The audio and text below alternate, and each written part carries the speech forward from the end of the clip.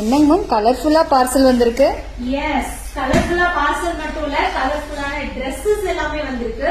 இது ஃபுல்லாவே வந்து காஸ்டியூம் தான். இது எதுக்காக இத்தனை காஸ்டியூம் அப்படின்னா, நம்ம ஸ்டூடெண்ட்டுக்கு வந்து நாளைக்கு நம்மளோட மேக்கப் கிளாஸ் ஸ்டூடெண்ட்ஸ்க்கு வந்து நாளைக்கு ஒரு எக்ஸாம் டே, சோ அவங்களோட போர்ட்போலியோ டே, அதுக்கு அவங்க மாடல்ஸ் அவங்க போடுறதுக்கான காஸ்டியூம் நாமளே வந்து காம்ப்ளிமெண்டரியா கொடுக்குறோம்.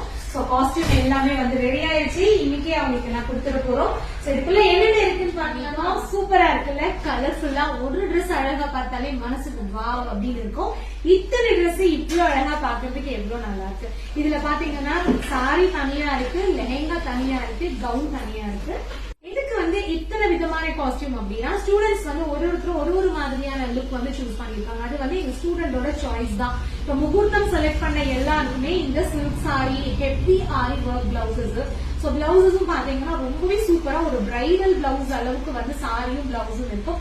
ஒரு லுக்குக்கு வந்து இன்னும் அவங்க நல்ல ஒர்க் பண்ணுவாங்க. பட் அந்த லுக்கை இன்னும் கொஞ்சம் அழகா எடுத்து காட்டுறது வந்து அந்த மாடலுக்கு போடுற காஸ்டியூம். சோ அதனாலதான் இவ்வளவு இம்பார்ட்டன்ட் கொடுக்குறோம்.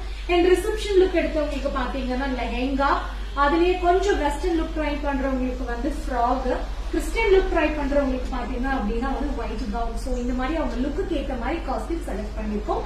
எங்களோட நெக்ஸ்ட் பேட்ச் ஸ்டூடெண்ட்டுக்கும் இதே மாதிரி காம்ப்ளிமெண்டரியா நாங்க காஸ்டியூம் கொடுக்குறோம்.